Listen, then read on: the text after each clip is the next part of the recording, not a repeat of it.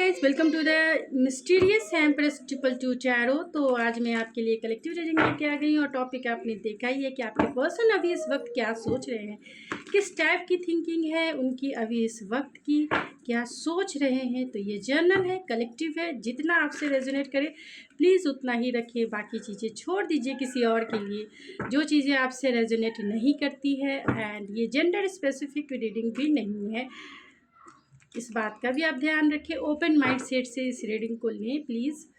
And चलिए देखते हैं कि आपके पर्सन क्या सोच रहे हैं अब इस वक्त। आप मुझसे रीडिंग बुक करवाना चाहते हैं, पर्सनल रीडिंग, तो आप मेरे इंस्टाग्राम ID ऐश्वर्या91 पे मुझे मैसेज सेंड कर सकते हैं एंड रीडिंग बाय कर सकते हैं। आप मेरे इंस्टा पेज ऐश्वर्या91 को फॉलो भी कर सकते हैं। एंड मेरी email ID यानी the mystery of life tarot जो ईमेल ID है, यानी कि ऐश्वर्या सिंह राजपूत 1111@gmail.com पे आप मुझे कांटेक्ट कर सकते हैं, रीडिंग बाय कर सकते हैं, सारी डिटेल्स आपको मिल जाएगी।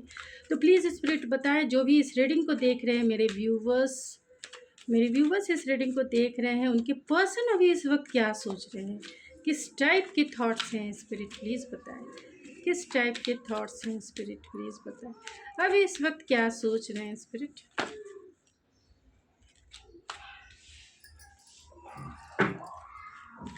क्या सोच रहे हैं, तो अभी इस वक्त क्या सोच रहे हैं। स्पिरिट मेरे व्यूवर्स के पार्टनर अभी इस वक्त क्या सोच रहे हैं, अभी इस वक्त वो क्या सोच रहे हैं। स्पिरिट अभी इस वक्त उनकी थिंकिंग क्या है मेरे व्यूवर्स के लिए, मेरे व्यूवर्स के लिए उनकी थिंकिंग क्या है। Oh my God, 5 of cups क्यों आ गया स्पिरिट, 5 ऑफ कप्स क्यों आया spirit.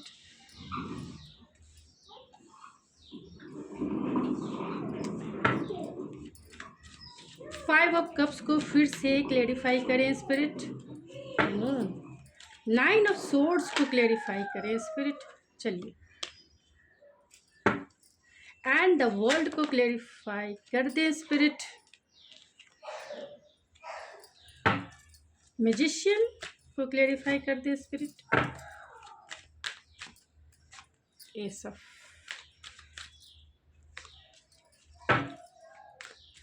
3 of cups and the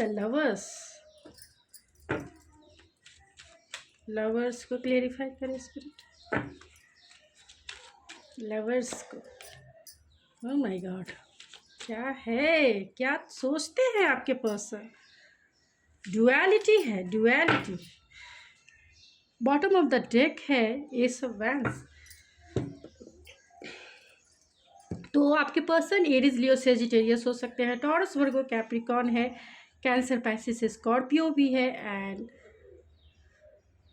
Gemini, Libra, Aquarius भी है। सो सारे स्टार साइन है। तो आपके पर्सन अभी इस वक्त यही सोच रहे हैं कि आपके साथ न्यू बिगिनिंग करनी है, उन्हें न्यू स्टार्ट करना है, आपकी तरफ आना है और पैशनेट स्टार्ट करना है। लेकिन ये पर्सन कहीं ना कहीं कॉन्फ्लिक्टेड है। हो सकता है अगर आप सिंगल हैं तब तो ये रीडिंग अलग होगी। अगर आप किसी को ऐसे इंसान को डेट कर रहे हैं जो ऑलरेडी मैरिड हैं तो उनकी भी रीडिंग है।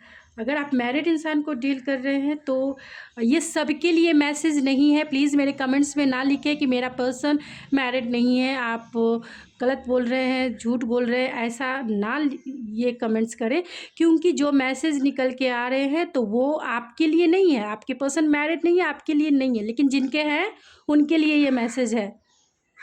अगर जो मैरिड इंसान को डील कर रहे हैं तो उनके पर्सन इसीलिए एक्शन नहीं ले पा रहे हैं क्योंकि उनकी लाइफ में 2 पर्सन हैं। वो अपनी वाइफ या फिर हस्बैंड को भी रखना चाहते हैं और आपको भी रखना चाहते हैं, यानी कि दोनों के बीच में वो जगल कर रहे हैं। आपको भी चाहते हैं और अपने वाइफ या फिर हस्बैंड को भी वो रखना चाहते हैं अपनी लाइफ में। लेकिन आपका नो कांटेक्ट सिचुएशन हुआ है, यानी आपकी बातें नहीं हो पा रही है, या जिस भी वजह से आप इस रिश्ते से मूव ऑन हो गए हैं, या फिर वो इस रिश्ते से मूव ऑन हो गए, या फिर आपके पर्सन ने आपको घोस्ट कर दिया है या आपने उन्हें घोस्ट कर दिया है। तो इसकी वजह से कहीं ना कहीं वो कॉन्फ्लिक्टेड हैं, आपसे बातें करना चाहते हैं। जिनके पर्सन मैरिड हैं और जिनके पर्सन नहीं मैरिड हैं उनको आप सुन लीजिए प्लीज़। जिनके पर्सन मैरिड नहीं है उनके पर्सन रिकन्सिलेशन करने के लिए बेचैन है, क्योंकि आपकी जब से बातें नहीं हुई है तब से इनकी स्लीपलेस नाइट है। स्लीपलेस नाइट है, वो समझ नहीं पा रहे हैं कि कैसे रिकन्सिलेशन करना है, कैसे रिकन्सिलेशन करना है। और इसके लिए वो कहीं ना कहीं हैवीनेस वाली फीलिंग है, क्योंकि अपनी फीलिंग्स को कहीं ना कहीं वो शेयर नहीं कर पा रहे हैं। अपनी फीलिंग्स को वो इग्नोर भी करना चाहते हैं, अपने थॉट्स को वो इग्नोर करना चाहते हैं, क्योंकि हो सकता है कि बहुत सारे लोगों ने कमिटमेंट मांगा होगा या फिर इस रिलेशनशिप में एक स्टेबिलिटी मांगी होगी कि ठीक है हम कमिटमेंट नहीं करेंगे, लेकिन एक स्टेबल फ्रेंडशिप रिलेशनशिप या फिर फ्रेंड विथ बेनिफिट्स, जो भी जैसा भी आप दोनों का रिलेशनशिप है, तो आपने उसमें स्टेबिलिटी मांगी होगी और इस पर्सन ने स्टेबिलिटी नहीं दी होगी, जिसके वजह से उन्हें लगता है कि ये रिश्ता जो है कहीं ना कहीं द एंड हो गया है, यानी उसका एक फेज़ कम से कम कंप्लीट हो चुका है। और जो सेपरेशन का पीरियड है, यानी कि आप दोनों के बीच में जो लंबा जो सेपरेशन पीरियड क्रिएट हुआ है, उसकी वजह से कहीं ना कहीं ये कॉन्फ्लिक्टेड है, क्योंकि इन्हें लगता है कि ये रिस्पॉन्सिबल हैं इस सेपरेशन के लिए। इन्हें लगता है कि सबसे बड़ा जिम्मेदार जो है ये मतलब आपके पर्सन है। उन्हें लगता है कि आपका दिल कहीं ना कहीं इन्होंने तोड़ा है, जिसके वजह से आपकी एनर्जी जो है चेंज हुई है उनके प्रति। बातें करना चाहते हैं, रिकन्सिलेशन करना चाहते हैं, होपफुल हैं कि आज नहीं तो कल डिवाइन टाइमिंग आएगी या फिर कुछ तो ऐसा होगा मिरेकल्स जब आप दोनों एक साथ हो जाएंगे। लेकिन आपसे वो डरते हैं इसलिए क्योंकि आपका बिहेवियर कहीं ना कहीं चेंज हुआ है। और यहाँ भी थ्री ऑफ कप्स है, और जो सिचुएशन निकल के आई है वो थर्ड पार्टी सिचुएशन ही है। अगर आपके पर्सन नहीं मैरिड है तो भी, नहीं मैरिड है तो भी आपके पर्सन के लाइफ में थर्ड पर्सन नहीं, मैं बोल रही, थर्ड सिचुएशन हो सकता है जो आप दोनों के बीच में डिस्टेंस के रूप में है, यानी आप दोनों के बीच में डिस्टेंस क्रिएट कर रहा है। चाहे उनके पेरेंट्स हो, इन्फ्लुएंस हो, कोई सिचुएशन हो, कोई उनका करियर हो, कोई भी थर्ड पार्टी हो सकता है जो आप दोनों को दूर करने के लिए काफ़ी है। चाहे रिलीजियस कल्चरल डिफरेंसेस हो, आप दोनों के विचार नहीं मिलते हो, आप दोनों के थॉट्स नहीं मिलते हो, वो भी थर्ड पार्टी बन जाते हैं। आपने मांगा होगा कमिटमेंट, आपने मांगा होगा स्टेबिलिटी, और ये पर्सन जो है सोसाइटिकल नॉर्म में अगर आपका रिश्ता फिट नहीं होता है तो इन्होंने मना कर दिया होगा। ये आपके साथ रहना चाहते हैं लेकिन कमिटमेंट के लिए उस टाइम नहीं रेडी थे जिस समय आपने इनसे मांगा था, और जिसके वजह से आप दोनों के बीच में लॉन्ग टाइम का सेपरेशन पीरियड चल रहा है, अभी भी चल रहा है, बहुत सारे लोगों का चल रहा है। क्योंकि यहाँ एस ऑफ वैंस है, यानी कि चाहते हैं स्टार्ट। अब आप मेरे कमेंट्स में बोलेंगे तो फिर वो क्यों नहीं एक्शन लेते, मैं इंतज़ार कर रहा हूँ, मैं इंतज़ार कर रही हूँ, क्यों एक्शन नहीं लेते? एक्शन वो तभी लेंगे जब आप खुद के ऊपर काम करेंगे तो, क्योंकि ये रीडिंग जनरल होती है, सबके लिए होती है। आपके पर्सन भी सोच रहे हैं और बहुत सारे लोग, यानी जब भी इस रीडिंग को आप देखेंगे आपकी सिचुएशन से मैच होगी, लेकिन उसके लिए कुछ काम भी करना पड़ता है। ये चीज़ें मैनिफेस्ट हो जाए इसके लिए आपको मैग्नेट बनना पड़ेगा, आपको खुद के ऊपर ध्यान देना होगा।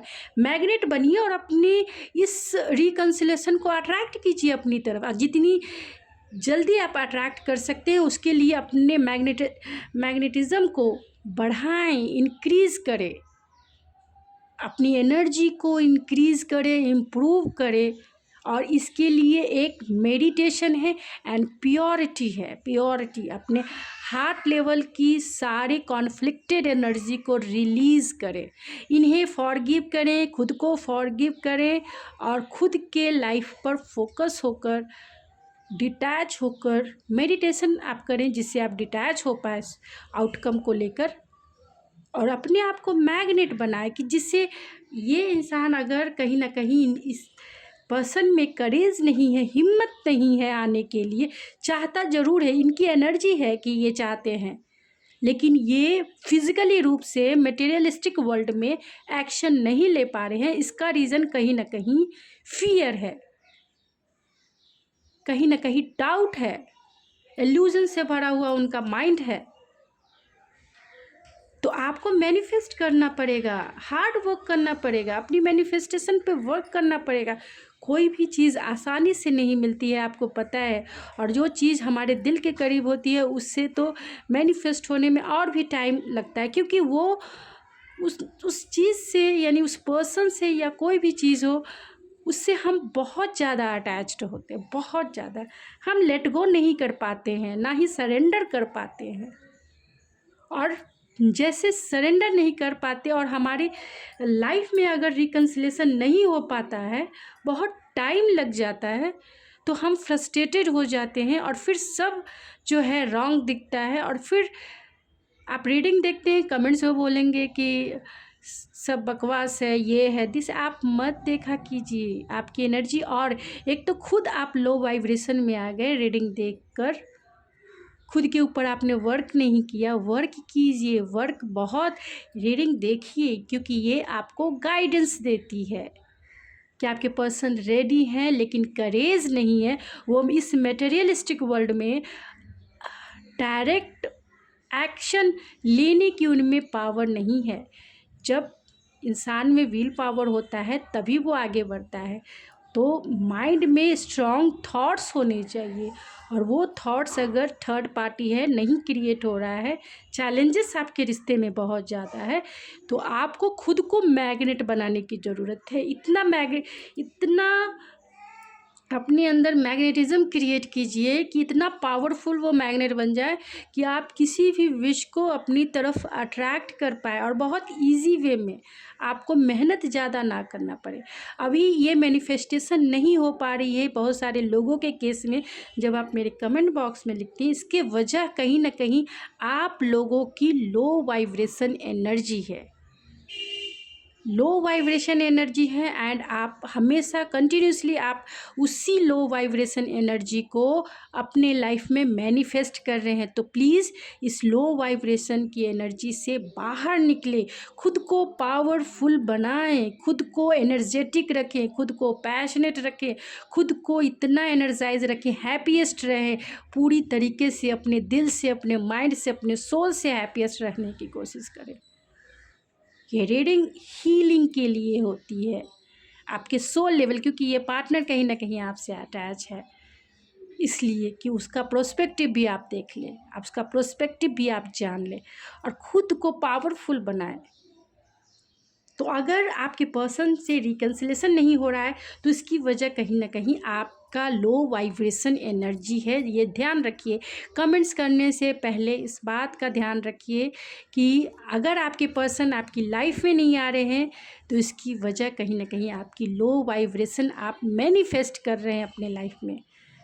तो लो वाइब्रेशन की एनर्जी से दूर, और फिर पूछिए कि लो वाइब्रेशन क्या है, ये आपको पता होना चाहिए अगर आप स्पिरिचुअल चीज़ों को देखते हैं, समझते हैं तो, क्योंकि बहुत सारी चीज़ें लो वाइब्रेशन में आती है।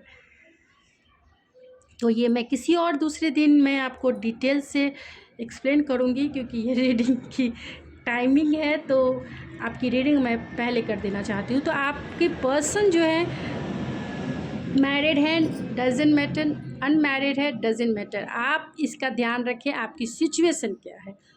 पर्सन आपके चाहते हैं रिकन्सिलेशन, लेकिन कहीं ना कहीं वही कॉन्फ्लिक्टेड एनर्जी है, इग्नोर करते हैं। उन्हें ऐसा लगता है कि रिश्ता ही कंप्लीट हो गया है। हो सकता है कि आप दोनों में फिजिकल डिस्टेंस है, एंड फिजिकली आप दोनों नहीं मिल पाते हैं। ऑनलाइन ही आपने बात किया, ऑनलाइन ही मिले, लेकिन जिस पर्सन का अभी ऑलरेडी लेस कांटेक्ट है, लेकिन यहाँ पे दिख रहा है कि पूरी तरीके से जो भी इस रीडिंग को देखेंगे, वो लगभग 99% लोग जो है नो कांटेक्ट वाले ही होंगे, तभी वो इस रीडिंग तक पहुँचेंगे।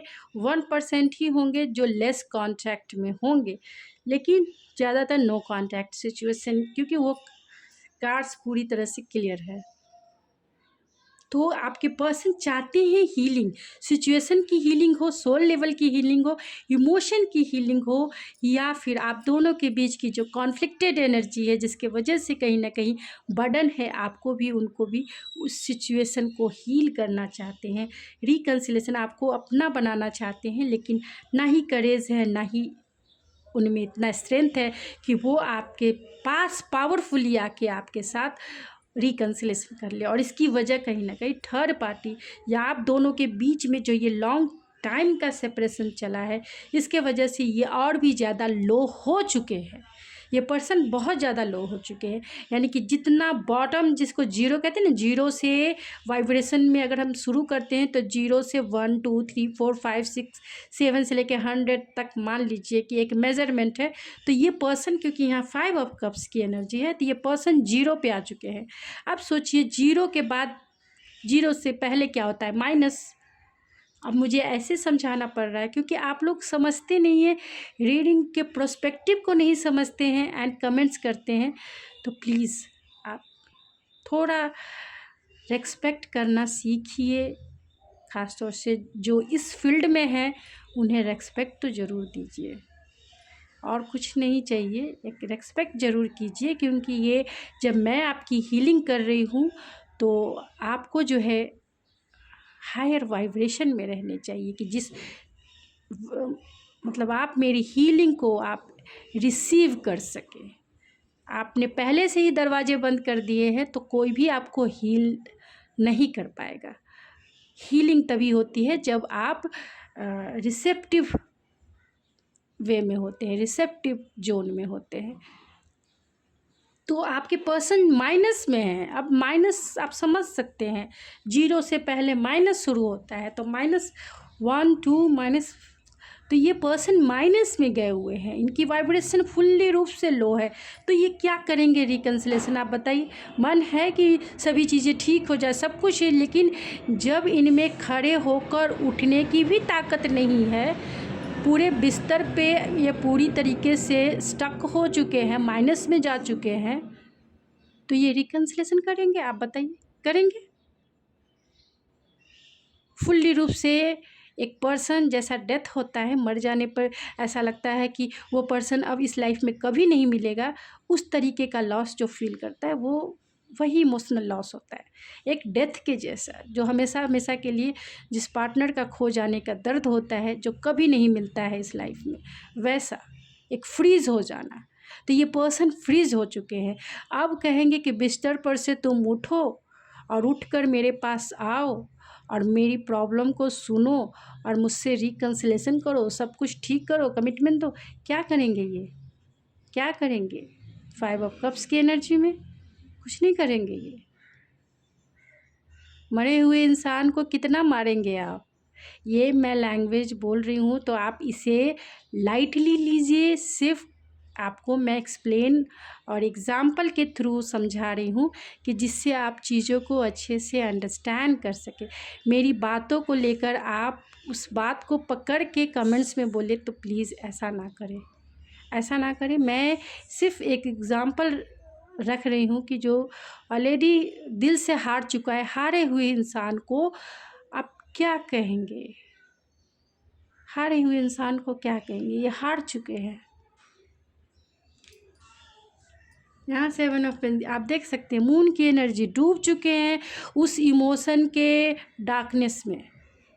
उन्हें नहीं पता है कि आपके दिल में क्या है, आप क्या सोच रहे हैं, क्या कर रहे हैं, उन्हें नहीं पता है। जो भी उन्हें ऐसा लगता है कि जितना भी मेहनत उन्होंने इस रिलेशनशिप में किया था, भले ही वो 1% इन्होंने किया था, लेकिन जितना भी किया था इन्होंने, उसका कोई भी आउटकम उन्हें देखने को नहीं मिला। कोई भी आउटकम देखने, अगर इंसान मान लीजिए आपने 10 पैसे लगाए और इस इंसान ने भले ही 1 पैसे या 2 पैसे लगाए, कम ही लगाया इसने, लेकिन इस 2 पैसे की भी इन्हें आउटकम नहीं मिल रहा है। तो ये नेवर एंडिंग स्टोरी आप ये है, यानी रिकन्सिलेशन होगा तभी। अगर आप इनसे ब्रेकअप भी लेना चाहते हैं, अगर आप हील है तब भी ठीक है, तब तो ठीक ही है। अगर हील हैं तो आप इजी वे में रिलेशनशिप से मूव ऑन हो सकते हैं। अगर आप हील नहीं हैं, आप चाहते हैं इस पर्सन से रिकन्सिलेशन करना, तो आप इन्हें सामने से बैठकर क्लियर कॉन्वर्सेशन ज़रूर कर ले, clear heart to heart conversation कर ले कि आपको इस रिश्ते में रहना है या नहीं रहना। अरे ब्रेकअप भी टेबल पर ही कर लेनी चाहिए, यानी कि टेबल पे बैठकर आंखों में आंखें डालकर, हाँ तुम्हें ये चीज़ चाहिए, मुझे ये चीज़ चाहिए, जमता है तो ठीक है, रिश्ते में आगे बढ़ते, नहीं जमता है तो चलो अभी ख़त्म, तुम अपने रास्ते मैं अपने रास्ते। आँखों में आंखें डालकर ब्रेकअप भी ले, आँखों में आंखें डालकर। ऑनलाइन सिर्फ बोल दिया कि हम दोनों अब नहीं मिलेंगे या फिर नहीं, तो ऑनलाइन कोई भी काम मत करे, जो करे सामने से करे। रिकन्सिलेशन करना है, बातें करना है, सामने से फेस टू फेस बातें करें, क्योंकि उसमें एनर्जी बहुत पावरफुल एनर्जी होती है। ब्रेकअप भी करना है, सामने से करें, आइज़ टू आइज़ फेस करके। प्यार भी एक्सप्रेस करें आंखों में आंखें डालकर, ना कि ऑनलाइन, क्योंकि जितने ऑनलाइन का इफ़ेक्ट नहीं होता है उतने सामने से एनर्जी बहुत बहुत ज़्यादा पावरफुल होती है। तो कोशिश करें, अगर इस पर्सन आपकी तरफ आते हैं और मेरी इस रीडिंग को देख के आप एक्शन ना ले लें, क्योंकि सबकी सिचुएशन अलग अलग है, कि आपके पर्सन बहुत लो वाइब्रेशन, आप इनकी वाइब्रेशन बढ़ा सकते हैं। खुद को मैग्नेट बनाकर ये पर्सन अट्रैक्ट होंगे आपकी तरफ और एक्शन लेने पर मजबूर हो जाएंगे। तो अट्रैक्ट कीजिए। आप भी लो है, ये भी लो है, तो सोचेंगे ये गाड़ी आगे बढ़ाएं, वे सोचेंगे आप गाड़ी आगे बढ़ाएं, तो ऐसे रिलेशनशिप थोड़ी चलता है। एक इंसान जब तक मैग्नेट नहीं बनेगा दूसरे इंसान को ठीक नहीं कर सकता है। एक तरह से मेडिसिन होता है दूसरा पर्सन, जो खुद तो खाता है लेकिन दूसरा इंसान जो है ठीक होता है। तो आप मैग्नेट बनिए कि ये इंसान आपकी तरफ मूव करे एनर्जेटिक वे में, और कम से कम आए तो सही, आपको फेस टू फेस करे तो सही, बातें करे तो सही, फिर देखेंगे कि आगे क्या करना है। तो आने के लिए आप इन्हें स्ट्रेंथ दें, पावरफुल इंटेंशन एंड खुद के ऊपर फोकस। तो डेफिनेटली ये पर्सन की नींदें गायब है, ये पर्सन चाहते हैं इस रिश्ते पे काम करना, मैनिफेस्ट भी वो कर रहे हैं, लेकिन इस लो वाइब्रेशन में क्या आप मैनिफेस्ट हो पाओगे? ये बहुत दिलो जान से आपकी तरफ जो है आपको लेकर मैनिफेस्ट कर रहे हैं, इस रिश्ते पे काम करना चाहते हैं, खुद के ऊपर सेल्फ लव की ये प्रैक्टिस कर रहे हैं, लेकिन इतनी लो वाइब्रेशन में क्या आप मैनिफेस्ट होंगे? डेफिनेटली नहीं होंगे, क्योंकि इनकी वाइब्रेशन को आगे बढ़ाना है और ये इसके ऊपर काम भी कर रहे हैं, खुद को संभालने की कोशिश कर रहे हैं, खुद को सही करने की, स्टेबल करने की कोशिश कर रहे हैं कि वो इमोशनल वे में सही हो सके। तो चलिए कुछ और कार्ड्स देखती हूँ कि अभी इस वक्त वो क्या सोच रहे हैं।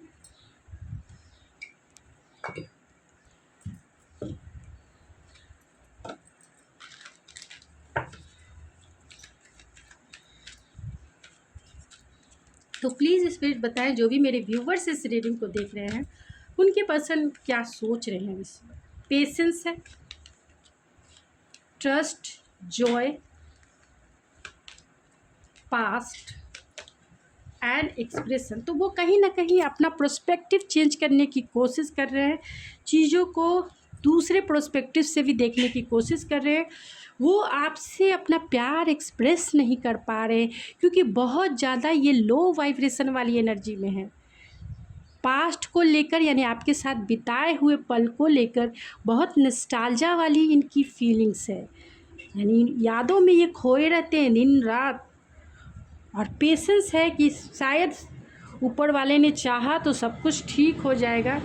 उन्हें ऐसा लगता है कि आपको ट्रस्ट इशू हो सकता है, यही वजह है कि आप इनकी तरफ लीप ऑफ फेथ नहीं ले पा रहे, या इस पर्सन को आपकी तरफ ट्रस्ट इशू हो सकता है। इन्हें लगता है कि आप किसी और रिलेशनशिप में चले गए हो, यानी इनसे आप मूव ऑन कर चुके हो। तो ट्रस्ट इशू ज़रूर है, डेफिनेटली है, एंड जॉय है।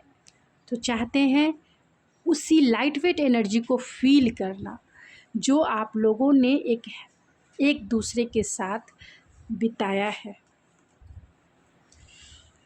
तो बहुत बर्डन वाली फीलिंग्स है, लो वाइब्रेशन वाली फीलिंग्स है, इग्नोरिंग वाली फीलिंग्स है, मैनिफेस्टेशन सबसे ज़्यादा लो वाइब्रेशन है।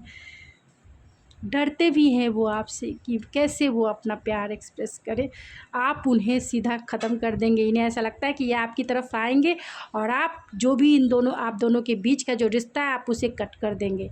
इनके दिल में ये फ़ियर है, भले ही आप ना करो, लेकिन इनके दिल में ये फ़ियर है। इसीलिए ये बातें करना चाहते हैं, लेकिन ये आपको कम्युनिकेट करने के लिए इतनी साहस नहीं है, और इसकी वजह कहीं ना कहीं इनका लो वाइब्रेशन एनर्जी है। तो इस एनर्जी को आप पावरफुल बना सकते हैं अपनी एनर्जी से। इस लो वाइब्रेशन की, अगर आप खुद लो वाइब्रेशन में हैं तो पहले खुद के ऊपर काम कीजिए, खुद को अपनी वाइब्रेशन को हाई कीजिए, तभी ये पर्सन जो है स्टेबल हो पाएंगे।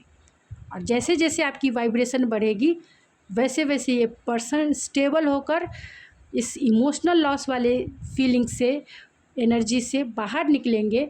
और आपकी जब वाइब्रेशन जैसे इंक्रीज़ होगी और आप एक मैग्नेटिक अट्रैक्शन क्रिएट करने लायक एनर्जी जो है प्रोवाइडर बन जाएंगे, तो ये पर्सन आपकी तरफ अट्रैक्ट होंगे। और जब ये अट्रैक्ट होंगे तो आपकी तरफ डेफिनेटली ये एक्शन लेंगे। तो आज मैंने ये बता दिया कि क्यों आपके पर्सन आपकी लाइफ में, बहुत सारे लोगों के पर्सन नहीं आ पाते हैं, रीडिंग देखते हैं लेकिन नहीं आ पाते हैं। तो कहीं ना कहीं खुद के ऊपर काम करने की आपको ज़रूरत है। अगर आप लो फीलिंग है तो, और अगर आपकी हाई है तो उसको बनाए रखें, ऑप्टिमिस्टिक रहें, होपफुल रहें, उस डिवाइन, उस यूनिवर्स पर सरेंडर करें और लाइफ को एंजॉय करें। तो गाइज़, ये थी आपकी रीडिंग। आई होप आपको पसंद आई होगी। अगर आपको ये मेरी रीडिंग पसंद आई तो प्लीज़ मेरे चैनल को ज़रूर सब्सक्राइब करें, लाइक करें एंड शेयर करें। पसंद आता है तो आप मुझे सब्सक्राइब करके सपोर्ट कर सकते हैं एंड लाइक करके मोटिवेट कर सकते हैं। तो ज़रूर करें। मैं मिलती हूँ आपके नेक्स्ट रीडिंग में, तब तक के लिए थैंक यू सो मच।